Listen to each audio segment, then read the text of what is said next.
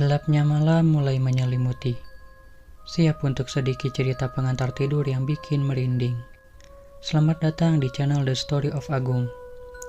Kali ini aku akan membawamu ke sebuah kisah dongeng sebelum tidur. Sebelum kita mulai, jangan lupa ya, dukung terus channel ini dengan cara subscribe, kasih like. Kalau kamu suka ceritanya, tinggalkan komentar di bawah. Dan yang paling penting, nyalakan lonceng notifikasinya, biar nggak ketinggalan cerita-cerita seru berikutnya. Rika, seorang gadis remaja berusia 16 tahun, dan kakaknya yang bernama Diki berusia 17 tahun. Pagi itu mereka berdua sedang sibuk memasukkan baju ke dalam koper di kamar. Rika bilang, "Dik, jangan lupa bawa jaket ya, Bandung kan dingin."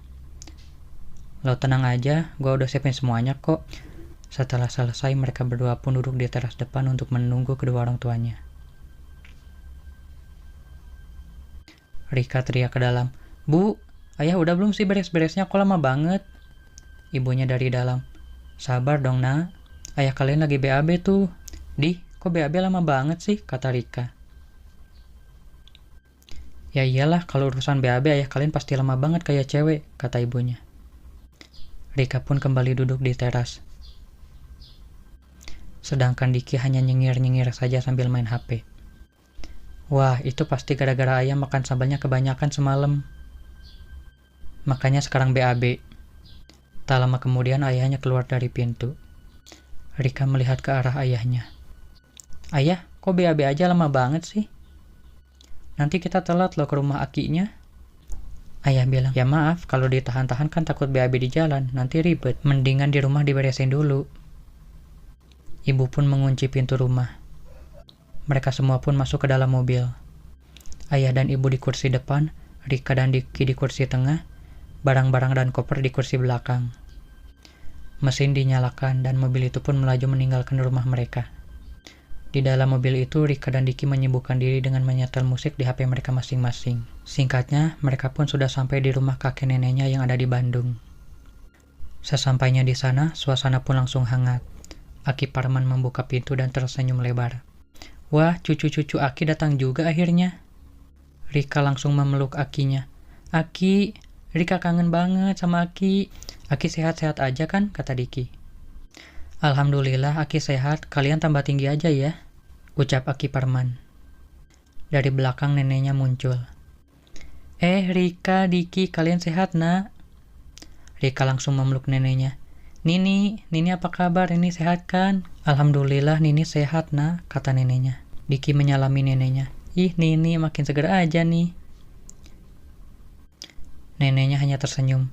"Kamu sehat, Dik?" "Alhamdulillah, Nek. Diki sehat." Tak lama dari itu orang tuanya pun menyusul. Bapak ibu sehat?" "Alhamdulillah," kata kakek dan neneknya. "Ih, anak perempuan dan menantu kesayangan ibu akhirnya datang juga," kata neneknya. "Ya maaf bu, baru datang ke sini. Soalnya saya sama suami saya sibuk. Biasalah, urusan kerjaan di kota kan banyak banget bu." Ayahnya pun menambahkan, "Iya maaf ya pak, bu, soalnya kerjaan di kantor itu nggak bisa ditinggal." Aki Parman bilang, "Iya nggak apa-apa, bapak ngerti banget kok. Kalau kerjaan di kantor itu pasti menyita waktu banget." Ibunya Rika bilang, "Pak, nih anak-anak udah nggak sabar katanya pengen denger cerita Akinya." Aki Parman menoleh ke kedua cucunya. "Beneran kalian berdua udah nggak sabar pengen dengerin cerita Aki?" Rika antusias. "Iya dong Ki, pastinya." Diki semangat. "Betul banget Ki." Aki Parman bilang, "Ya udah nanti malam aja ya ceritanya. Sekarang kalian semua masuk dulu ke rumah, kita makan bareng-bareng ya." Neneknya bilang, "Iya ayo masuk-masuk. Nenek udah buatin ayam goreng kesukaan Rika sama Diki." Sepanjang hari itu mereka makan bareng, ngobrol di teras, dan main kartu sama Aki Parman. Siang harinya, mereka jalan-jalan ke kebun belakang dan memetik buah mangga. Dan sore harinya, mereka duduk bareng sambil minum teh. Singkatnya, malam hari pun tiba. Setelah selesai makan malam bersama, mereka semua pun berkumpul di ruang tamu. Rika dan Diki pun sudah tidak sabar ingin mendengarkan cerita kakeknya. Mereka sangat berantusias. Rika bilang, "Ki, ayo dong Ki, ceritain kisah masa lalu Aki waktu perang melawan penjajahan Jepang. Aku udah gak sabar nih." Aki Parman tersenyum. "Ya udah, siap-siap buat dengerin ceritanya ya." Cerita kali ini tentang Aki sama teman-teman Aki melawan tentara Jepang. Pada tahun 1943. Dan cerita pun berlanjut ke kisah Aki Parman di masa lalu. Pada tahun 1943, Aki Parman ikut tergabung dengan para pejuang muda di Bandung untuk menghadapi para tentara Jepang. Dari kelompoknya, Aki Parman sendiri dipimpin oleh seorang komandan yang bernama Saripudin, biasa dipanggil Komandan Udin. Jumlah orang pada pejuang muda Bandung ini ada sekitar 60 orang yang ikut berperang melawan pasukan Jepang. Yang waktu itu ada sekitar 100 tentara Jepang. Aki Parman, Komandan Udin, dan para pejuang lainnya memilih berperang di area hutan. Waktu itu Aki Parman menggunakan taktik perang gerilya, berpindah dengan cepat dari satu pohon ke pohon lain. Cerita pun berlanjut. Pagi itu, kabut masih tebal. Komandan Udin berbisik, "Semua siap? Kita serang dari dua arah. Kalian semua jangan takut. Ingat, kita adalah pejuang. Kita harus membela tanah air kita mati-matian." Bisa dilihat kalau para pejuang muda itu sangat tegang. Ada yang gemetaran, ada juga yang baca doa pelan-pelan. Tiba-tiba, suara tembakan terdengar. Mereka semua pun langsung tiarap. Komandan Udin teriak, "Maju terus, jangan kasih kendor." Aki Parman berlari di antara pohon. Peluru berdesingan di atas kepala. Salah satu teman Aki Parman yang bernama Pak Hasan terjatuh terkena peluru. "Aduh, tolong!" Tapi mereka harus terus maju, dan suasana pun semakin kacau.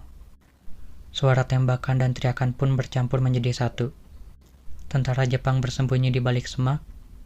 Mereka teriak-teriak pakai bahasa Jepang. "Yamete! Yamete! Yamete!"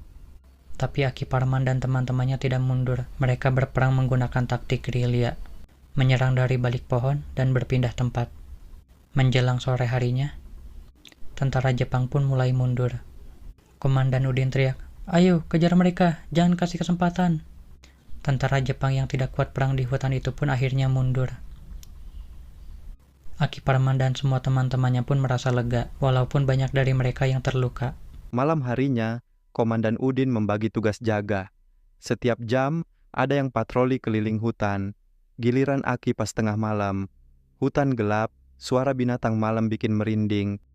Komandan Udin memanggil, "Parman, Santoso, giliran kalian patroli keliling hutan. Ingat, waspada." Aki Parman mengangkat tangan. "Komandan, izinkan saya patroli sendiri malam ini. Saya ingin coba sendiri, Komandan." Komandan Udin menatap serius. "Kamu yakin, Parman?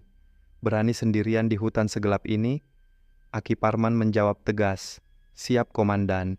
Saya berani, demi tugas dan negara." Komandan Udin mengangguk. "Baik, kalau itu kemauanmu. Berhati-hatilah, Parman." Aki Parman memberi hormat. "Siap, Komandan." Aki Parman pun berjalan sendiri menyusuri hutan, ditemani suara jangkrik, burung hantu, dan sesekali lolongan serigala dari kejauhan. Suasana gelap, hanya diterangi senter kecil dan bulan samar di balik ranting. Daun-daun basah menginjak kakinya, ranting patah di bawah sepatu botnya. Tiba-tiba, di antara pepohonan, Aki Parman melihat sosok putih berambut panjang berdiri diam. Ia berbisik, "Hah, kuntilanak." Kuntilanak itu hanya berdiri, wajahnya tertutup rambut panjang, tidak bergerak sedikit pun. Aki Parman meneguk ludah, tapi pura-pura cuek. Ia lanjut berjalan. Setiap melangkah, terdengar suara daun seperti ada yang mengikutinya. Kresak-kresak. Awalnya Aki Parman diam saja, tapi lama-lama penasaran. Ia menoleh ke belakang. "Siapa di sana?" Tidak ada siapa-siapa. Aki Parman lanjut jalan lagi. Tiba-tiba, suara tawa kuntilanak yang mengerikan menggema. "Hihihihihi." Ia menoleh cepat, tetap kosong, cuma pohon dan bayangan. Aki Parman bergumam, "Aduh, ganggu aja nih makhluk." Suara tawa itu berubah jadi tangisan.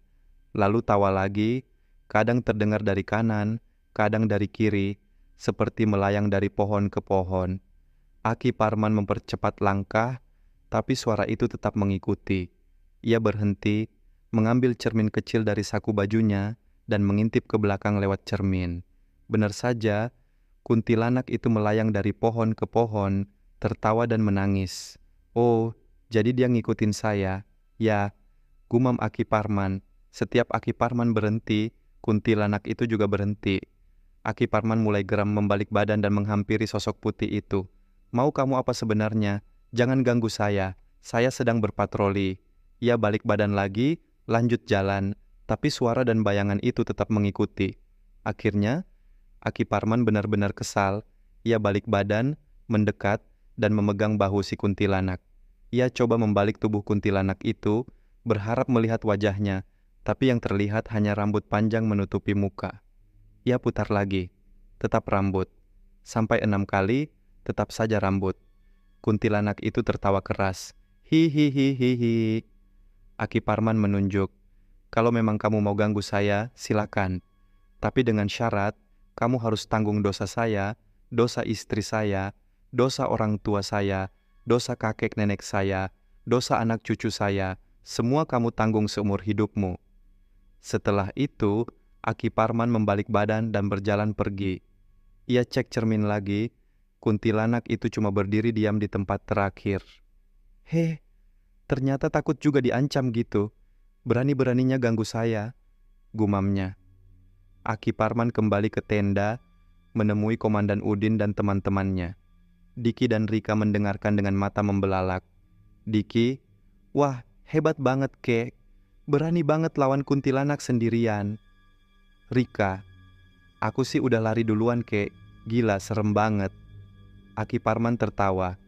Makanya, kalau berani dan yakin, insya Allah makhluk kayak gitu nggak bakal ganggu. Tapi jangan coba-coba kalau nggak siap mental.